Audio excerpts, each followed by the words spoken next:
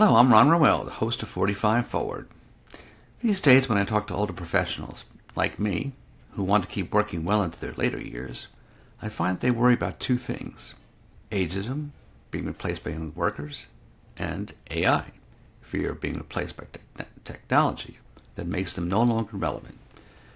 It's an understandable concern with AI, which seems to be marching relentlessly forward, reshaping every industry and making our experience and expertise no longer a guarantee of a secure job. But today we're going to meet Angela Mulrooney, the founder of Unleashing Influence, a consulting firm that specializes in helping senior professionals face these concerns head on. Angela doesn't offer the usual advice about creating more content, more networking, more visibility. Instead, after an unusual career herself, Angela has created a systematic approach which she calls her niche of genius method. She focuses on the concept of identity architecture, reconstructing your professional identity so that it's clear, credible, commercially strong, owning your genius that a machine can't replicate. She has an interesting way of portraying herself. She says she sees herself as an arsonist. I'm not here to burn your brand or build your brand.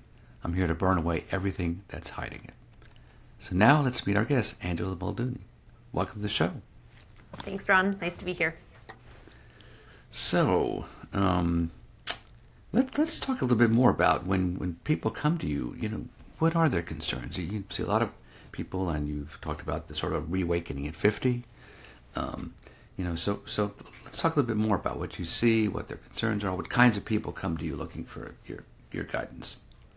The type of people who show up on my door are people who have this history of amazing experience. They've done great things in their career, they've achieved accolades, and suddenly, over the last couple of years, and especially in the last 6 months, if they have lost a position, they're finding they can't get into a next position. They're getting instant refusals from applications that they've made. If they get into a meeting and actually have an interview, then there's some reason, even though they are completely aligned with the job description, that they are not being given the position. So there's definitely been a shift happening for them. And for a lot of people, it's very confusing because, again, they sit and they look at this history and go, I have been amazing. Why am I not amazing now? Why is this history not opening the door for me? And there's a lot of things that have contributed to those doors being closed. AI, as you mentioned, is part of it. Social media has influenced it. People are trying to youthify themselves, so they're erasing their facts instead of owning them, when their facts are actually what makes them credible because of that beautiful history that they've had as a professional, and that has informed the way that their brain thinks, the way they make decisions. And the speed of everything right now is not helping either. So if you are not super clear like that, you get passed over for someone else. So people really need to learn how to package themselves differently. And it always starts with just owning your genius with yourself, because when you've had all these external accolades that you've relied on, and suddenly the external is telling you, we don't want you in our company, you're too old, you're too rigid, all these things that really aren't true with our senior professionals. They've had to be very bendable and malleable with things. Then suddenly they start to go, well, maybe I don't have value. Maybe this was all a lie, what I've done before. And so they start losing credibility with themselves. So when they can actually start regaining that credibility with themselves, that's when things start really opening up for them, when they're packaged properly and they start going into the market with confidence. Yeah, great. Now, you have an interesting background yourself in terms of clarifying your own identity over time. So just let's back in a little bit about how you came up with this concept, a little bit about yourself. So it started at 32. I had this amazing practice that catered to people who were afraid of the dentist. So I had other dentists sending me patients. We called it catering to cowards. Wow. Okay. And dentists typically don't want to deal with a phobic patient because it takes extra patience. It takes extra time. You have to really get to know someone before they're going to trust you with this most vulnerable space in your body. And so at 32, suddenly I lost my career overnight, and I didn't see it coming at all. I went from working one day to not being able to work. And I had not realized that my whole identity had been wrapped up in being a dentist since I was little. I'd wanted to be a dentist since I was 2. This was 32, so a 30-year dream, and identity just went up in flames, and suddenly I was left with me, and I didn't know who me was. And it was hard. Like, I didn't have a dark night of the soul. I had a dark 2.5 years of the soul because I was so confused as to how this happened because I had done everything right. I was a pillar of the community. I was serving an underserved population. I had invested so much money into my skills to be able to serve them at a really high level, and it was just gone. And 6 months into me losing my career, I was on bankruptcy's doorstep. Wow. So it was shocking, it was humbling, and it was very quiet in my world because no one knew what to say to me. When that happens, when you've been on a pedestal, you've been the amazing Dr. Mulrooney, and suddenly you're crying all the time anytime someone looks at you the wrong way because you're dealing with all these emotions and trying to figure out who you are and where you belong and what your future might look like. It was a really hard time, and I was listening to everyone else because I didn't have any experience with this, and everyone said, well, you've built this amazing brand. You should probably keep it going because people know who you are. They know that you cater to this population. Just get other associates to come in and fill your boots. And the problem was that the associates that came in had me on a pedestal from the work that I was doing before, and they didn't feel like they could fill my boots, even though I had learned the skills that I had learned by practicing and taking courses and whatnot. So they could have leveled up to that, but they were self-sabotaging in that. So it was really hard. And then by 2.5 years in, I just decided that I was going to listen to me, which had been screaming on the inside that you just got to get out and move on. And so I finally sold the practice and let go of everyone else's advice and just started tuning into what I needed. And that's when my whole world opened back up. Yeah, so you talk about, identity crisis, but not in sort of the existential way of, I'm 50, so forth, but basically what happens when this identity implodes. And, in most cases, we've talked about, people like, well, I got to move on. So they just sort of talk about transference of skills to some other industry. But you're talking about really looking at who you are really, and getting clarity about that. So let's talk a little bit more about that. And so that's about the concept of the niche of genius and how you build your identity architecture around this. So with the niche of genius, especially with people who have decades of experience and expertise that they've honed, when you can figure out what the through line of that is, which is what your niche of genius is, that's when you start to be able to pinpoint what the opportunities actually are. And what I work through with people is first you need to own your genius. So regardless of the external accolades, you need to get credible with yourself first, because then you can actually transfer and communicate that to the market. Then you need to package that so the market can understand at a glance that quick decision point that you are the person that can help them. So that involves the way that your brand is done, the way that your story is told, the way that you create a door for people to walk through. So we don't want to be showing every crayon in your box from all your experience. We need to curate that so that it makes sense for the high level work that you want to be doing, which is what your niche of genius is. That's taking the highest level outcomes that you have been able to create and making that clear to the market that you create that, because then you can work in your highest level potential instead of taking a menial job that isn't going to give you satisfaction, especially as you're in your later years of work. Most people that I talk to, they want to create an impact. They don't just want to be a pencil pusher. So that's where the packaging the genius comes in. And then a lot of my clients move on to productize as well. So they might build a curriculum where they can teach other people what they're doing, or they build a product like the products that I've built, where the product works completely without them. And so they can take their brain and allow more people to access it without them in the room. And so they create a massive ripple effect of impact with that as well. So when you talk about your genius, you're talking about just basically what it is that your core value is. Is that right? No, it's what makes you uniquely qualified to have created the outcomes that you've created. So when people sit back and they look at their history and go, okay, I keep being asked to do this. These are the wins that I've been having. Why was I able to create those wins when other people weren't able to? And what often happens is it's just so natural to someone because of the experiences and expertise that they've had, their brain wiring changed. And so they can make those instant decisions and it feels like they are magical. They always just have the right answer for that thing. And so when we can actually slow down the brain and look at like, okay, how are you making those decisions in that quick moment? What were they based on? And why does that make you unique? Then they can actually start realizing, oh, okay, not everyone else has this skill. So I have this genius. And for a lot of people, it's really hard for them to decipher that themselves. So the Personal Branding Playbook product that we have, when they go through their past, their present, and their future in the interview process, we're pulling out so much information for them, and then we find the through line for them and hand them what their niche of genius is. And what happens was when people read their playbook, they just go, oh, yeah, that is exactly what my genius is. And I wouldn't have been able to name it. But now that I see it in writing from someone else giving it to me, of course, that's exactly what I am. So let's talk about this playbook a little bit, because I went through a little bit myself, and sometimes it's surprising. But describe how you go through it. I mean, I think that there is this personal branding exercise, and you go through a series of steps, sort of identifying, well, how do you see yourself as? And some of the the things that I looked at, the archetype family, which is how do you see yourself, as a seeker, a storyteller, a pioneer, a generalist, and then it sort of forces, okay, you can make choices. Well, if you only had to say it's these 5, what are they, and rank them. So talk about that a little bit. Yeah, so you went through the first part of the playbook, and you didn't go through the interview of the past, present, and future, but the archetype part that you're talking about, what I find is, like, I've been through all different kinds of personality tests, and my clients have too.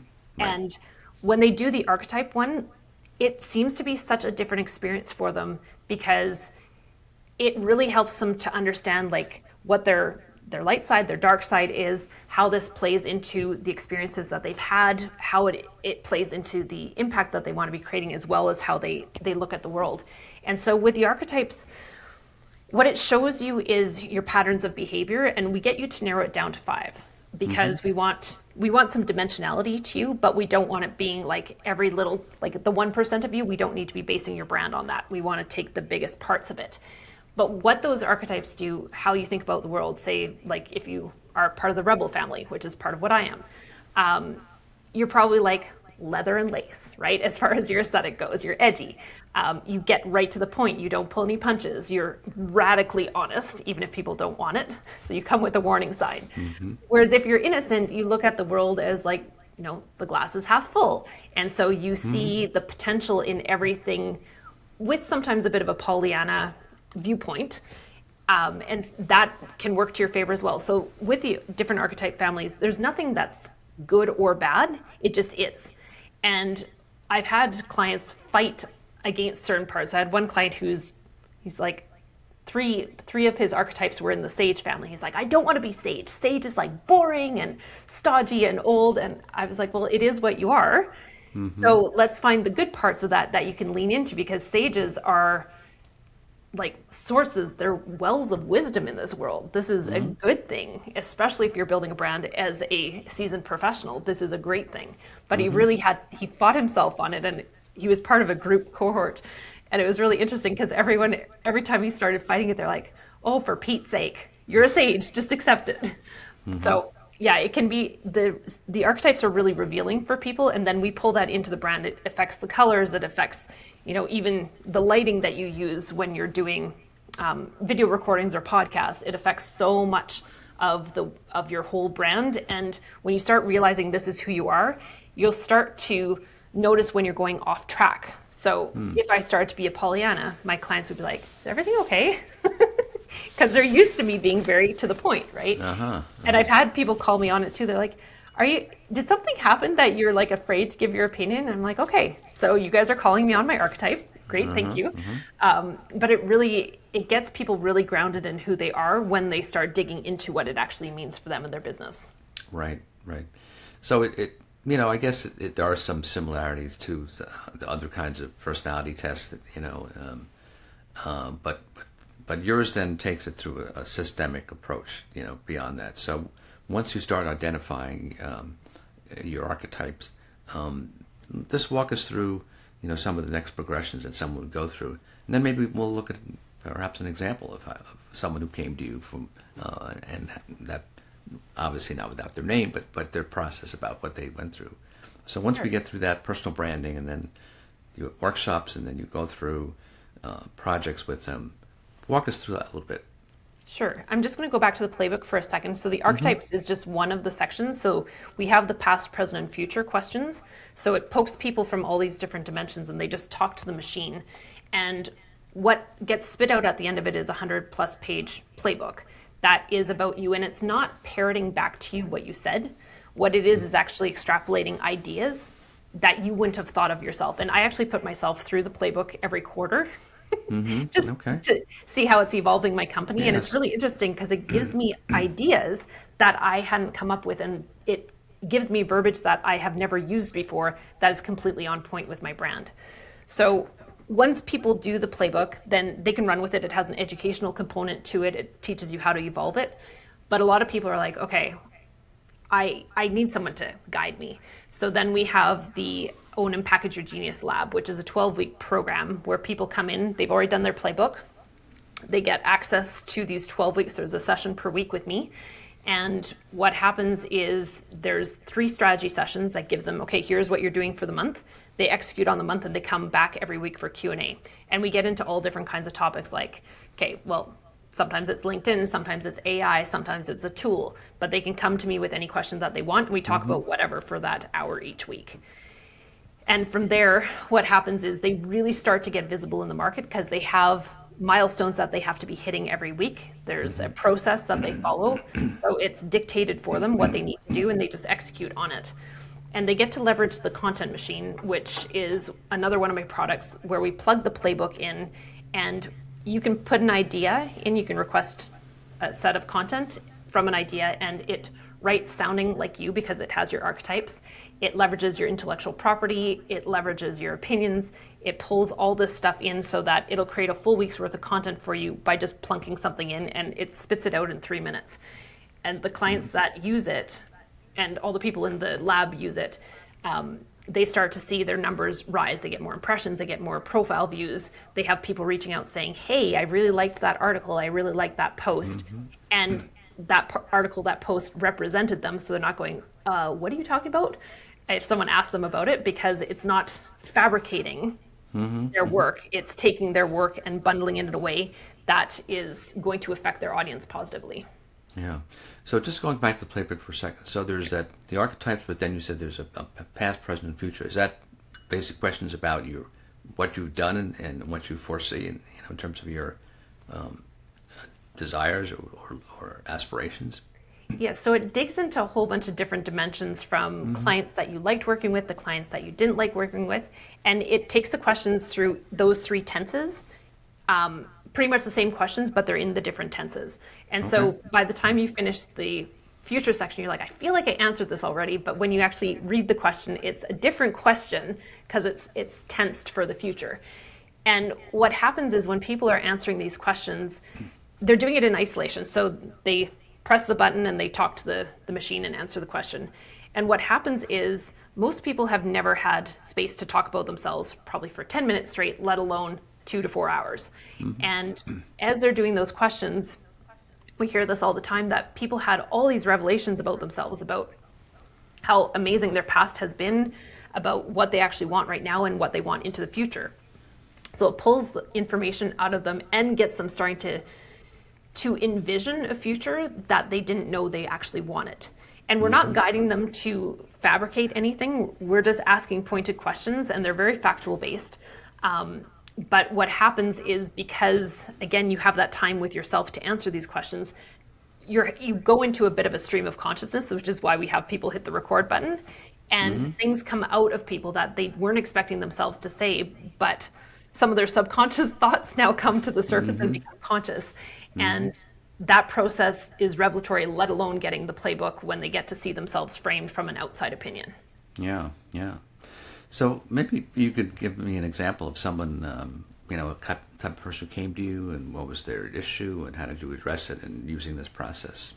Yeah, so I had she was a C-suite executive from a Fortune 500 who, she was in her late 50s, and she's like, I'm getting aged out of the C-suite.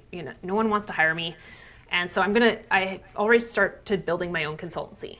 So she was 6 months into this consultancy, and she had gotten a few contracts, but they were way below her qualifications. But she was taking them because she needed to get in the door somewhere. Right.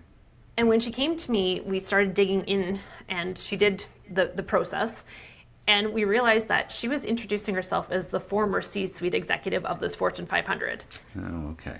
And so she was relying on her past, which used to work, right? With the credential that she had from that company, that should have opened every door, but the market had already changed. They were looking for what is the one door that we should be walking through? What is your value quickly? And so when she went through the process, she realized the impact that she wanted to create. And her through line, her niche of genius, was actually helping women innovate within big corporations. And so she started creating these incubators in these different Fortune 500 companies. And within 2 months of finishing, she had closed 150K with these Fortune 500 companies in contracts and had launched her incubators. And she added millions to these companies because these innovation projects got now recognized by the people who would let them move forward. So these women actually got to make their innovations come true. The company benefited, and the women who were doing these were actually wanting to stay within those companies. Yeah. Here's the funny thing, though. So she came to me because she was aged out, and then after she had crossed the 60-year-old mark, she actually got offered another C-suite position because she was now packaged properly to the market, and they understood what her value was. Yeah. So it's funny, it wasn't an age thing, it was a packaging problem that she had. Right. I think we're going to increasingly find that, we Yes. I mean, the age thing will always come up, but, for many of us, we feel that, you know what, I'm starting to really understand who I am better at 60 and 70 than I did at 30 or 40.